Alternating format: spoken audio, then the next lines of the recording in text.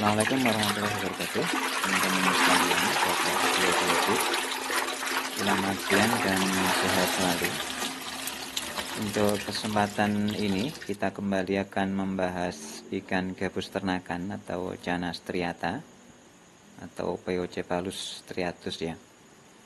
Jadi kali ini kita akan bahas dari segi kematian harian atau kematian massal pada ikan gabus yang kita pelihara, terutama di tempat-tempat yang sempit, jadi dengan air yang terbatas atau kepadatan tinggi, bisa di gorong-gorong atau kolam terpal ya. Ini di luar sebab langsung ya, jadi kalau sebab langsung ya ikan sakit atau mungkin kanibalisme.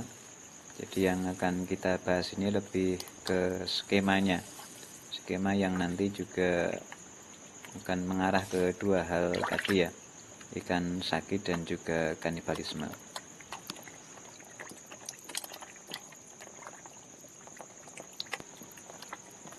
Skema yang pertama ini skema yang disebabkan atau diawali oleh karena telat ganti air ya. Jadi untuk tempat yang terbatas seperti ini, airnya cuma sedikit, ini memang harus kita perhatikan sekali kualitas airnya. Ketika dia sudah saatnya diganti itu ya harusnya segera diganti. Sebagai contoh, ini 1000 benih ikan gabus di gorong-gorong. Ini airnya sekitar 400-an liter aja. Ini hanya bisa tahan tanpa ganti air ini maksimal 7 hari ya dari air baru. Itu pun dengan kondisi asupan pakan turun sampai 50%. Jadi salah satu tanda dari airnya sudah minta diganti, itu pakan yang kita berikan jauh turun ya dari nilai maksimalnya. Kalau misalkan tadinya 100 gram itu tinggal 50 gram atau bahkan lebih kecil, itu airnya sudah minta diganti. Ketika ini tidak diganti ya, jadi kemarin sempat kita coba tidak diganti dulu, itu di hari ke-8 dan seterusnya, itu mulai ada 1-2 ikan yang mati dan terus berlanjut ya. Jadi akhirnya kita ganti airnya.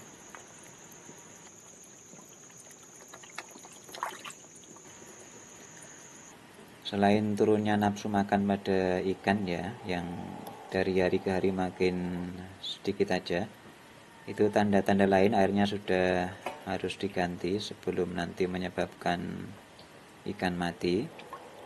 Itu salah satunya bau busuk yang cukup menyengat ya.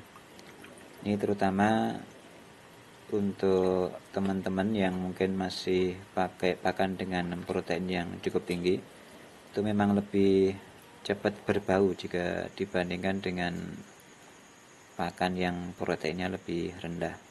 Cuman ke pertumbuhan ya memang lebih bagus yang proteinnya tinggi ya.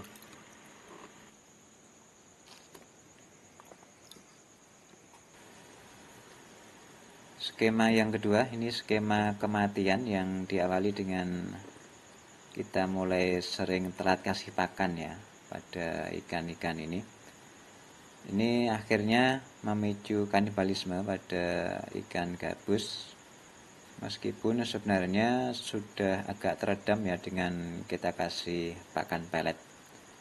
Jadi seperti di gorong-gorong kita sebelumnya itu 90% kelangsungan hidupnya, artinya kanibalismenya tidak terlalu tinggi. Dan ketika sudah mulai kita telat-telat kasih pakan ya, ini akhirnya kita akan banyak menemukan ikan-ikan yang mati dengan kondisi tubuh yang koyak-koyak atau tercapek-capek. Mungkin sebagian dari badannya udah ada yang hilang, entah ekornya atau badannya. Ini karena udah muncul lagi kanibalisme pada ikan gabus. Meskipun dia nggak bisa makan secara langsung ya, mungkin karena ukurannya seragam, tapi tetap aja nanti kalau ikan yang lain udah mati itu dia akan makan. itu juga kanibalisme.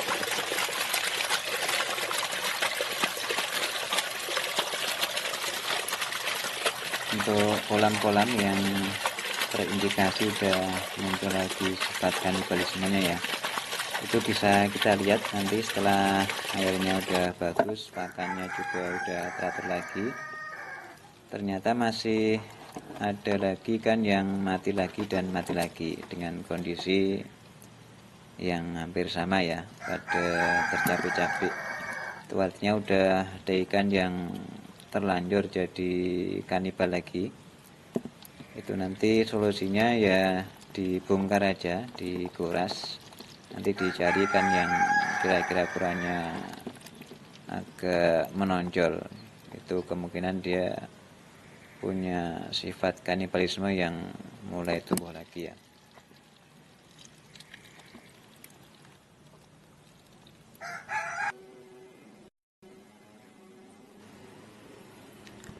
Yang terakhir ini kematian massal pada ikan ya. Salah satunya ketika kita menemukan ikan-ikan yang mati di dalam kolam, ini karena airnya terbatas harus segera diambil. Kalau tidak nanti proses pembusukan ikan-ikan yang mati itu akan sangat memperburuk kualitas air di kolam sehingga bisa menyebabkan kematian massal pada ikan ya.